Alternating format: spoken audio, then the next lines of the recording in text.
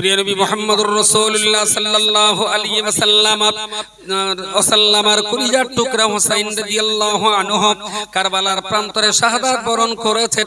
রাসূলুল্লাহ আশুরার বর্ণনা দেওয়ার আরো 60 বছর পরে 70 বছর পরেতে হুসাইন শহীদ হয়েছেন। তাহলে হুসাইনের শহীদ হওয়ার কারণে আশুরা নামীয় দিনের উৎপত্তি হয়নি, বরং হুসাইনের শাহাদাতের অনেক পূর্বে রাসূলুল্লাহ আশুরার বর্ণনা করে গেছেন। নবী আমার বর্ণনা করেছেন, ও বাবা সাহাবী শোনো শোনো, বিশ্ব নবী মুহাম্মদুর রাসূলুল্লাহ বলেছেন, আমাদের আদি পিতা আদম আলাইহিস সালামকে আল্লাহ পৃথিবীর মাটি দিয়ে জান্নাতের ভিতরে নবী আদমের দেহ তৈরি করলেন। ওই দেহটা তৈরি করার পরেতে মাটির মূর্তি জান্নাতের ভিতরে রাখা ছিল। আদমের মাটির মূর্তি দেহটা চলতে পারত না, বলতে পারত না, দেখতে পারত না, হাত পা নাড়তে পারত না। আল্লাহ পাক রব্বুল আলামিন আদম নবীর দেহের ভিতরে রূহ প্রদান করলেন, তবে তো আদম দেখতে বলতে চলতে পারলেন।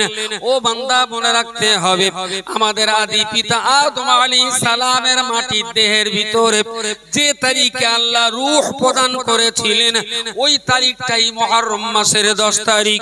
জোরে বলুন সুবহানাল্লাহ। বাকি 11টা মাসে কেউ জিজ্ঞেস করে না যে বিয়ে শাদী করা যাবে কিনা, কিন্তু মুহররম মাস অনেকে জিজ্ঞেস করে যে এই মাসে বিয়ে শাদী করা যাবে। আমি বললাম, ভাই মাস তো আরো 11টা আছে, কিন্তু এই মাসটা নিয়ে প্রশ্ন কেন? তাদের বলতে চায় তারা যে এই মাসে তো হযরত হুসাইন শহীদ হয়েছিলেন, এটা দুঃখের ব্যাপার, তো সেই মাসে ছেলে পিলে বিয়ে দিয়ে আনন্দের কাজ করা কি যাবে? তার মানে আমরা জাতিতে মুসলিম হলেও আমাদের ভিতরে শিয়া সম্প্রদায়ের চিন্তা ভাবনা ঢুকে গেছে। শিয়া সম্প্রদায়ের মানুষ যারা, তারা মুহররম মাসে বিয়ে শাদী করে না, স্বামী স্ত্রী এক বিছানায় শোয় না, কোন পুষ্টিকর ভালো নামি দামি খাবার তারা খায় না এই মাসে, নতুন কোন জামা কাপড় তারা এই মাসে পরে না, তারা এই মাসে তাদের ছেলে মেয়ে কাউকে বিয়ে শাদীও দেয় না। তাদের বক্তব্য যে এই মাসে হুসাইন শহীদ হয়েছেন, এটা দুঃখের মাস, এটা ভারাক্রান্তের মাস, এ মাসে কোনো আনন্দ উল্লাসের কাজ করা যাবে না। সেই ভাইরাসটা আস্তে আস্তে মুসলমানদের ভিতরে ঢুকে গেছে। আসলে প্রথমেই এই ভাবনাটা ভাবা উচিত যে কোন মানুষের মৃত্যুতে যদি শোক তাপ দুঃখ বিলাপ যদি করতে হয়, ইসলাম তো সে কথা আমাদের বলেনি। এমনকি আব্বা আম্মা সন্তানাদি বিবি বাচ্চা মারা যাওয়ার পরেও আওয়াজ করে কাঁদা কাটা করতে রাসূলুল্লাহ নিষেধ করেছেন। বুক চাপড়ানো, হাউতাস করা, চুল ছেঁড়া, হাত পা ছড়া রাসূলুল্লাহ বারণ করেছেন। সন্তান মারা গেছে, আপনার মনে কষ্ট লাগতেই পারে, তার জন্য চোখ দিয়ে পানি পড়ুক, আপনি কাঁদুন, তবে সেখানে হাউতাস থাকবে না, বিলাপ থাকবে না, হাত পা ছড়া, বুক চাপড়ানো, চুল ছেঁড়া এসব থাকবে না। তাহলে বাবা মা সন্তান আদি বিবি বাচ্চা মারা গেলেও ইসলামে কোনো শোক তাপের জায়গা নেই, কোনো জায়গা নেই।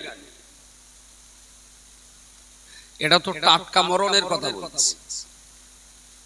হুসাইন রাদিয়াল্লাহু আনহুর ইন্তেকাল তো আজ থেকে 1300-1400 বছর আগে। সেই 1300 বছর আগে হুসাইন মারা গিয়েছেন, শহীদ হয়েছেন।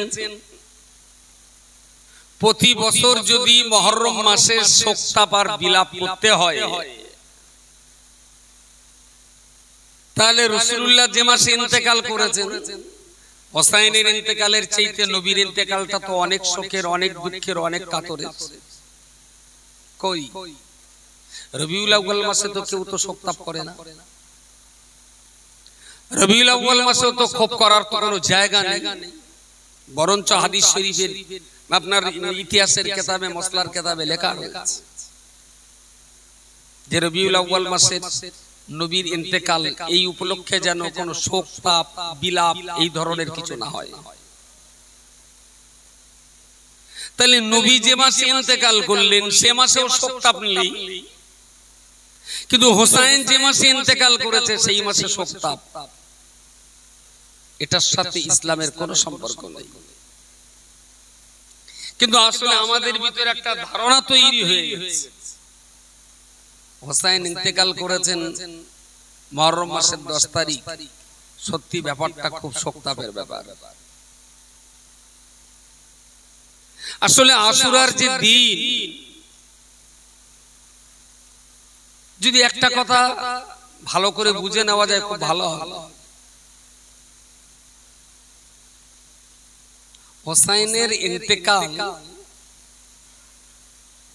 হোসাইনের ইন্তেকালের কারণে কি আশুরার উৎপত্তি, নাকি হোসাইনের ইন্তেকালের আগেও আশুরা ছিল? আমার কথাটা কি বোঝা গেছে? হোসাইন রাদিয়াল্লাহু আনহু শহীদ হলেন সেই দিন থেকে কি আশুরার উৎপত্তি হলো, নাকি হোসাইন হুজুরের শহীদের আগেও আশুরা ছিল? কি মনে হয়, আশুরা আগে ছিল না ওই দিন থেকে শুরু হলো? আগে ছিল। বাহ, সুন্দর বলেছে। তাহলে আশুরা যদি হোসাইন রাদিয়াল্লাহু আনহুর ওয়াফাতের আগেও যদি আশুরা থেকে থাকে, তাহলে হোসাইনের শাহাদাতের আগে যে আশুরা ছিল সেই আশুরাটা কেন ছিল? তাহলে সেইটার সাথে তো হোসাইনের শাহাদাতের কোনো সম্পর্ক নেই। ওনার শাহাদাতের আগে যে আশুরা ছিল সেই দিনে কি শোকতাপ বিলাপ বলে কিছু ছিল? রাসূলুল্লাহ কি বলে গেছে? তা বলে। শিয়া সম্প্রদায়ের মানুষগুলো যে কাজ করে সেই ভাইরাসগুলো মুসলমানদের মাথায় ঢুকে গেছে, যার জন্যই মুসলমানরা জিজ্ঞেস করে যে এই মাসে কি ছেলের বেদোয়া যাবে?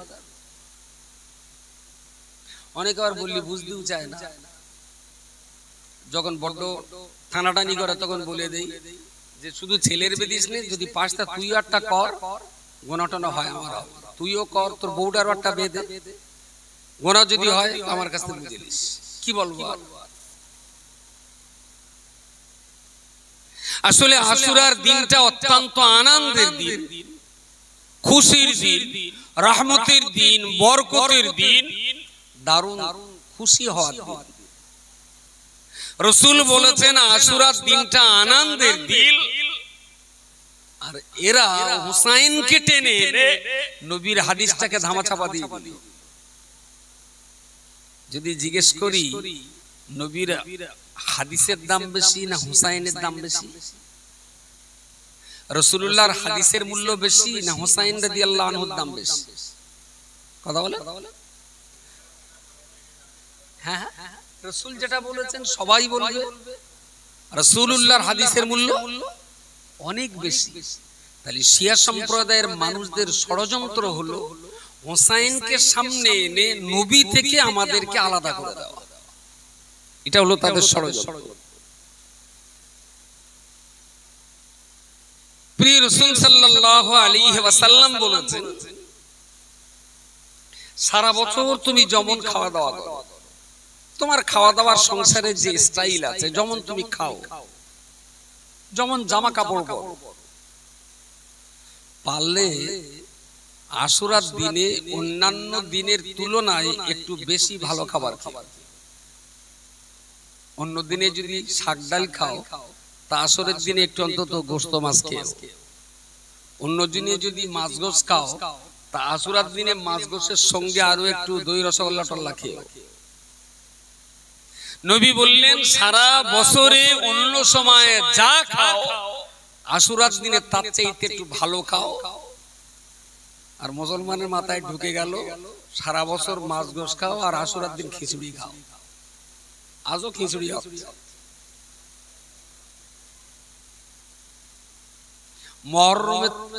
মুহররম মাসের আশুরার দিনের সঙ্গে খিচুড়ি ইমিডিয়েট আলাদা হওয়া উচিত।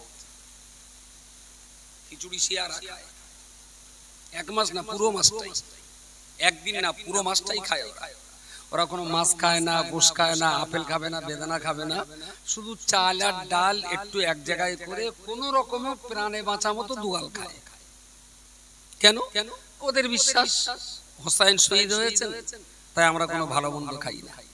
তা ওদের কাছে তো আশুরাটা শোকের দিন, আমাদের কাছে কি আশুরা শোকের দিন? শোকের দিন মোটেই না, আশুরা আনন্দের দিন।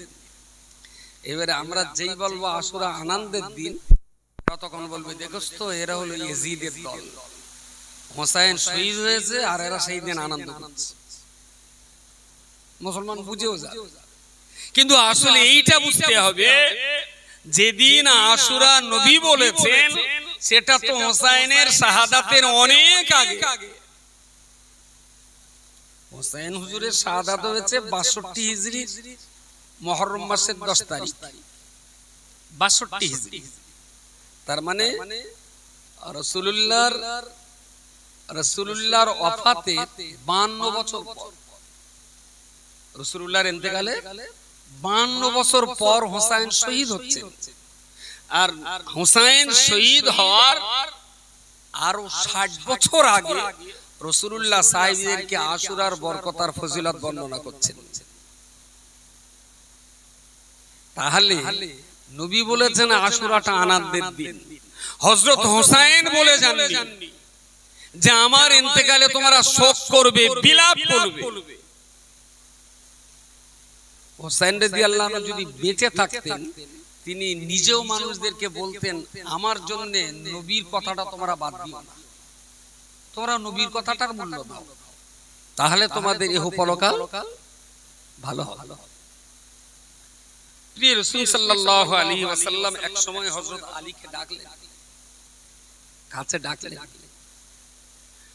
হযরত আলী যে দেখলেন রাসূলুল্লাহর মুখটা খুব মলিন, খুব ভারাক্রান্ত, রাসূলুল্লাহর চেহারায় দুঃখের ছাপ ফুটে উঠেছে। আলী রাদিয়াল্লাহু আনহু সালাম করে বসলেন, বললেন ইয়া রাসূলুল্লাহ কি জন্য ডেকেছেন বলুন। আপনি যেন খুব ভারাক্রান্ত, খুব দুঃখিত, মলিন মুখে বসে আছেন। রাসূল বললেন হ্যাঁ। কেন? আপনারা তো দুঃখ হচ্ছে কিসে? রাসূলুল্লাহ আলীকে বললেন জানো আলী, একটা সময় পৃথিবীতে আসবে যে সময় একদল মানুষ তারা আমি মুহাম্মাদুর রাসূলুল্লাহ, তারা আমার চাইতে তোমার দাম বেশি দেবে। কাকে বলছেন? মারিফেস হয়ে গেছে এই কথা? কিসের জন্য বলে? মাইকে একটু কাঁপছে, তাহলে তো জোরটা ঠিক। আমার মনে হয় ওই বক্সটা ওই শব্দ দেয়ালে লাগছে, ফিরে আসছে। একটু যদি ঘুরিয়ে দেন, দেখেন দিন একটু কেটা দেবে। ছেলে পিলে কই, চ্যাংড়াটা কই? চ্যাংড়া কেউ নেই ভাই, তুমি একটু দেখুন ভাই, বক্সটা একটুখানি ঘুরিয়ে শ্রোতার দিকে দেন, বা এইটা একটু ঘুরিয়ে দেন, ঘুরিয়ে একটু এইদিকে দেন। আবার কোঁকো করে কি দেখি যায়, কথা না বুঝতে পারলে মুশকিল। এইদিকে এইদিকে এইদিকে এইদিকে এইদিকে একটু দেন, আর একটু দেখেন দিন। এবার কথা যদি না বুঝতে পারা যায় তাহলে আওয়াজ শুনে কোনো লাভ হবে না, আর মজা লাগবে না। বসে থাকছি অজব কি মনে হয়। আবু তুমি মাইক চালাচ্ছ শোনা? বাহ বাহ, তো একটু বসো ওখানে। যেটা বলছিলাম, প্রিয় রাসূল সাল্লাল্লাহু আলাইহি ওয়াসাল্লাম হযরত আলীকে ডেকে বললেন যে সামনে পৃথিবীতে এমন একটা দিন আসছে একদল মানুষ তারা আমি মুহাম্মাদুর রাসূলুল্লাহ আমার চেয়েও তোমার দাম বেশি দেবে। তাদের কাছে আমি মুহাম্মাদুর রাসূলুল্লাহ যতটা প্রিয় হব,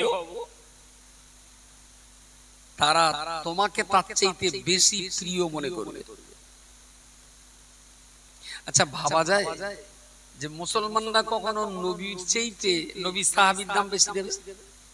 কখনো মুসলমানরা কখনোই নবীর চাইতে নবী সাহাবীর দাম বেশি দেবে না। একদম খোলা কথাই বলছি। আমরা একটা সংগঠন চালাই, অল ইন্ডিয়া সুন্নাতুল জামাত। সেই সংগঠনে সভাপতি হলেন মুফতি সাহেব, সম্পাদক হলাম আমি। আচ্ছা, কোন লোক যদি বলে ও কাইম সাহেব হচ্ছে মাতির সাহেব বিরাট ভালো, আচ্ছা এই লোকটা সত্যি সত্যি কি আমাদের সংগঠনের প্রিয় লোক বলে মনে হয়? প্রিয় লোক না, আসলে ও চাচ্ছে এরে বড় করে ওরে ছোট করে ভাই ভাই ঝগড়া বেঁধে দেওয়া, তাই না? Very good. তাহলে তিনি আমার চাইতে ইলমে, আমলে, কিতাবে, জ্ঞানে, দক্ষতায় অনেক বড়, কিন্তু তারে ছোট করে আমার বড় করার উদ্দেশ্য, আসলে তাদের উদ্দেশ্য আমার বড় করা না, তাদের উদ্দেশ্য হলো আমাদের উভয়ের ক্ষতি করা। রজব আলী সাহেব বস করতে যায় আর আব্দুল হান্নান ড্রাইভার। আর কেউ যদি বলে দূর রজব আলী রস, ওর চাইতে হান্নানের রস শুনলি না জান ঠান্ডা হয়ে যাবে। এখন এই ফুলুনি যদি হান্নান খায় আর যদি ভাবে সত্যি রজব আলীর চাইতে আমার বিরাট দাম, রজব আলী যদি কাল বাদ পরশু ড্রাইভার পাল্টে অন্য গাড়ি না যায়, তাহলে হান্নানের পর আবার ভাতের হাঁড়িতে মাকড়সা ঝাল করে। তাহলে যে একজনের মর্যাদা বেশি আর একজনের মর্যাদা কম, সবাই বলবে আরে মৌলানা তো বক্তা, এ তো ড্রাইভার। এখন ড্রাইভারকে যদি বক্তার চাইতে উপরে তোলা হয়, তার মানে এই না যে ড্রাইভারের বড় করছে, বরং শান্তির সংসারে অশান্তির আগুন ঢুকিয়ে দেওয়া হচ্ছে। রাসূল বললেন একটা সময় আসবে মুসলমানদের একটা অংশ তারা নবীর চেয়েও আলীর মূল্য বেশি দেবে। তারা, আমি রাসূল কি বলেছি আমার কথা তারা মানবে না, কিন্তু তারা তোমাকে খুব মানবে, খুব মানবে। শুনেই তো হযরত আলীর চেহারা লাল হয়ে গেল। ইয়া রাসূলুল্লাহ, এদের যদি একটু পরিচয় আমাকে দিতে পারেন, আমি এক্ষুনি যে তাদেরকে কতল করে আসবো। সুবহানাল্লাহ বলেন, একটু জোরে বলেন সুবহানাল্লাহ। আচ্ছা, তারা তো আলীকে বড় বলবে, আলীকে দামি বলবে, আলীকে সম্মানিত বলবে, এরপরেও আলী তাদের কতল করতে যাবে কেন? আসলে আলী রাদিয়াল্লাহু আনহুর ভিতরে নবীর ইশকে মহব্বত ভরপুর রয়েছে। যে লোকে আমারে ভালো বলো, সম্মানিত করুক, মর্যাদা দিক, এটা ভালো। তাই বলে কেউ যদি আমারে নবীর চেয়েও বড় বলে, সে কখনো আমার প্রেমিক হতে পারে না। এটা তার মুখের কথা, অন্তর তার আলাদা। হযরত আলী বললেন, হুজুর যদি তাদের পরিচয় বলতে পারেন, আমি যে তাদের কতল করে আসবো। প্রিয় নবী মুহাম্মদুর রাসূলুল্লাহ সাল্লাল্লাহু আলাইহি ওয়াসাল্লাম অত্যন্ত দুঃখ আর ভারাক্রান্ত বন্নি আলীকে লক্ষ্য করে বললেন, ও বাবা আলী, শোনো শোনো, আমি তাদের নাম ঠিকানা তোমায় বলতে পারবো না, আর তারা এখনো পৃথিবীতে জন্ম নেয়নি। তবে তারা যেদিন এই ফিতনার আগুন জ্বালিয়ে দেবে, তারা মুহাম্মদকে মানবে না, তোমাকে তারা বড্ড মেনে চলবে। ও বাবা আলী, তারা দুনিয়াতে এখনো জন্ম নেয়নি, দুনিয়াতে জন্ম নেয়নি, তুমি তাদের কতল করতে পারবে না। তবে ভবিষ্যতে তারা দুনিয়াতে জন্ম নিয়ে আমাকে নবী বলে তারা মানবে না, বরং আমার নবুয়তের জায়গায় তারা তোমাকে নবী বলেই মানবে। যার বিশ্বাস তার কাছে। তবে আমার দুঃখ হয় এই জায়গাটায়, যখন আমার নিজস্ব ঈমান, আকীদা, শিক্ষা দীক্ষা, কোরআন হাদিস থাকার পরেও মুসলমানদের ভিতরে যখন অন্য কালচারটা ঢুকে যায়, তখন কষ্ট লাগে। বাকি যার বিশ্বাস তার কাছে থাক, আমার কোনো দুঃখ নেই। হিন্দু সম্প্রদায়ের মানুষেরা দুর্গা, কালী, সরস্বতী তার হাজারবার পুজো করুক, এতে আমার কোনো দুঃখ নেই। কিন্তু যদি কোন মুসলমান যদি এরম মাথায় টুপি দাড়ি দিয়ে শাকচুড়োর মার্কেটে ঘুরতে ঘুরতে দেখলো এক জায়গায় ঠাকুর উঠেছে, তাকে ঠাকুরের সামনে টুপি দাড়ি নিয়ে যদি এরকম দাঁড়ায়, তখন কি আমার ভালো লাগবে? আমার একদম ভালো লাগবে না। হিন্দুরা সারাদিন ধরে করুক না, ওদের বিশ্বাস, ওদের ধর্ম, ওদের দেবতারা পুজো করুক, কিন্তু যে লোকটা এক আল্লাহকে মানার অঙ্গীকার করেছে তার ভিতরে যদি ওই বিশ্বাসটা ঢুকে যায়, এটা আমাদের জন্য দুঃখজনক। শিয়া সম্প্রদায়ের মানুষ তারা তাদের বিশ্বাস মতন যা ইচ্ছা তাই করবে, এতে আমার কিচ্ছু এসে যায় না। কিন্তু ওই বিশ্বাসটা যদি মুসলমানদের ভিতর ঢুকে যায়,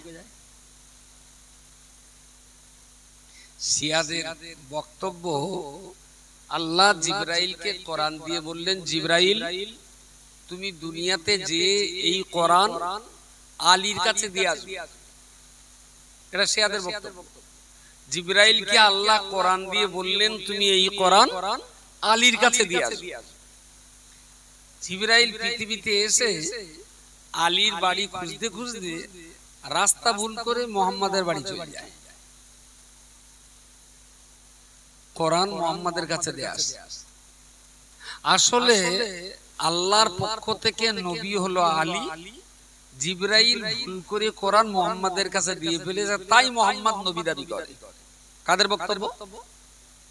শিয়াদের। আচ্ছা, যে জিবরাইলকে খোদ আল্লাহ পাঠাচ্ছেন, সেই জিবরাইল যদি পথ ভুল করে, তাহলে তার কাছে সে কোরআন শরীফ আনতে আনতে তো গোপাল ভাড় আনতে পারে ভুল করে। যারে স্বয়ং আল্লাহ পাঠাচ্ছেন এরা তার ভুল করছে, বলছো রাস্তা ভুল করে আলীর কাছে দিয়েছে, আলে রাস্তা ভুল করে মুহাম্মাদের কাছে দিয়েছে। আসল নবী আলী। ইয়া আলী, ইয়া হুসাইন, ইয়া ফাতেমা, ইয়া হাসান বলে যারা বুক চাপড়ায়, ইয়া হাসান ইয়া হোসেন বলে বুক চাপড়ায়, জিঞ্জির মারে, তা পারে, ঠিক বলেছেন। যখন বড্ড বেশি ভক্ত, তা বেকার বুকে ওই খুচরো প্লেট প্লেট না ভরে ওই হাসানের সুন্নত করে একটু বিষ খালি তো ঝামেলা চুকিয়ে যায়। ওখানে যাবে। আসলে এটা তো প্রেম নয়, এটা আসলেই হলো মুসলিমদের ভিতরে বিভ্রান্তি সৃষ্টি করে সর্বনাশ করা। তো নবী মুহাম্মদুর রাসূলুল্লাহ সাল্লাল্লাহু আলাইহি ওয়াসাল্লামের ওয়াফাতে 40 বছরের ভিতরে এদের আবির্ভাব ঘটে গেল। এরা আলীর বিচার মানতে রাজি। রাসূল তখন নেই পৃথিবীতে, চলে গেছেন, নবীর বিচার মানতে রাজি না। এরা তারা প্রিয় নবী মুহাম্মদুর রাসূলুল্লাহ সাল্লাল্লাহু আলাইহি ওয়াসাল্লামের কলিজার টুকরা হুসাইন রাদিয়াল্লাহু আনহু কারবালার প্রান্তরে শাহাদাত বরণ করেছেন। রাসূলুল্লাহ আশুরার বর্ণনা দেওয়ার আরো 60 বছর পরে, 70 বছর পরেতে হুসাইন শহীদ হয়েছেন।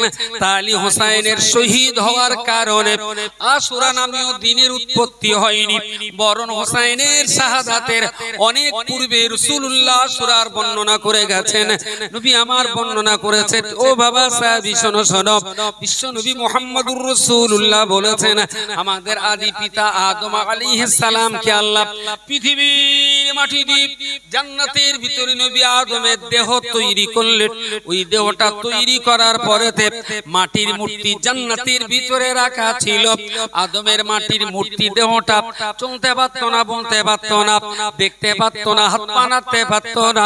আল্লাহ পাক রব্বুল আলামিন আদম নবীর দেহের ভিতরে রূহ প্রদান করলেন, তবে তো আদম দেখতে, বলতে, চলতে পারলেন।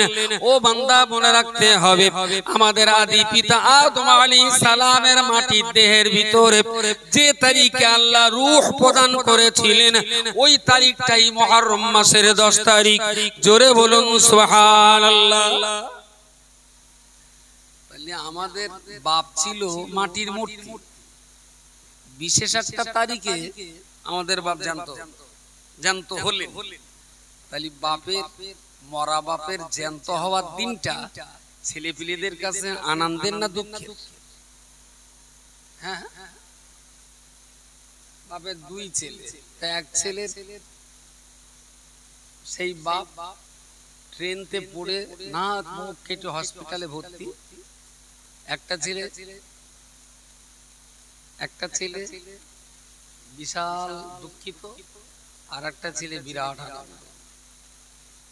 তাহলে তুই আনন্দ করতিস কেন? তাহলে বাপটা মরলো, শালা যদি এক্ষুনি মরিয়ে যেত তাহলে জমি জায়গাগুলো ভাগ পাত। ট্রেনে পড়লো, তা কেটে গেল না, খানে খারাপ। আর একটা ছেলে কেন্দে নিন্দে একাকার করতে, কিনতিস কেন? বলছে আমার এই পিতা আমার জন্য কত কষ্ট করেছে, আল্লাহ তুমি আমার বাবার ভালো করে দিও। আল্লাহ আমার আব্বু যেন এক্ষুনি মরে না যায়। আল্লাহ আমার আব্বু আমার অনেক সেবা দিয়েছে, আমার আব্বু বুড়ো হবে, আমার কোলে থাকবে, আমি আব্বুর পেশাব পায়খানা পরিষ্কার করে দেবো, আব্বুর গালে তুলে তুলে ভাত খাওয়াবো, তাহলে যেন কিছু ঋণ আমি শোধ করতে পারি। বাবা যেমন আমার সেবা দিয়েছেন, আমিও যেন বাবার শেষ জীবনে সেই সেবাটা দিতে পারি। সেই বাপ সুস্থ হয়ে গেছে, ও মসজিদে এক ধামা রসগোল্লা বললো আমার আব্বা পড়ে গেছিল, আল্লাহর রহম হয়েছে, আমার আব্বা সুস্থ হয়ে আজকে বাড়ি ফিরেছে।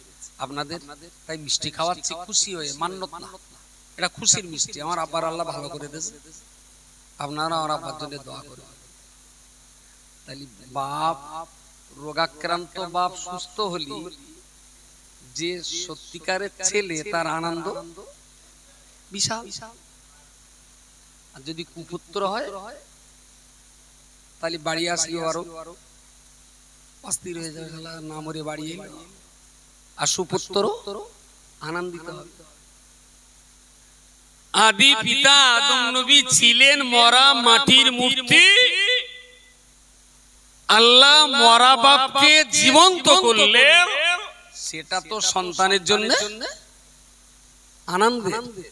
তাই আমরা আশুরার দিন আনন্দ করি, আশুরার দিন ভালো খাবার খাই, আশুরার দিন ভালো পোশাক পরি, অন্যদের চেয়ে দিনের তুলনায় এই দিনটা আরো বেশি আনন্দ করি। বলা যেতে পারে আশুরা হলো মুসলিম জাহানের ফিস্টি করার দিন, মুসলিম জাহানের ফিস্টি করার আনন্দের দিন। কেন? এই দিনেতে আল্লাহর পক্ষ থেকে মানুষ প্রচুর পরিমাণ দয়া পেয়েছে, করুণা পেয়েছে, অনেক দিন অনেক কিছু বেসুমার রহমত আল্লাহ এই দিনে আমাদেরকে দিয়েছেন। আল্লাহ যদি বাঁচায়, সামনে বছর যদি এই সভা হয়, তাহলে আমি রজবলির বলবো আশুরার সভা ইলিশ মাছ দেওয়া, বুঝতে পারেন? আনন্দ করে ইলিশ মাছ। ও নপাড়া নারায়ণপুরে মুসলমান তো, ও পার্টির বললি ও একজনে ইলিশ মাছ দেবে, অনেক পার্টি আছে বললি একজনাই দেবে। আমার এখন এত এত বীতশ্রদ্ধা হয়ে গেছে যে আশুরার সাথে খিচুড়ির কোনো সম্পর্ক একদম রাখলেই হবে না, তুলে দিতে হবে। কারণ এই খিচুড়ির ভাইরাস বাংলাদেশের মাল বিনা পাসপোর্টে মুসলমানদের ভেতর ঢুকে গেছে।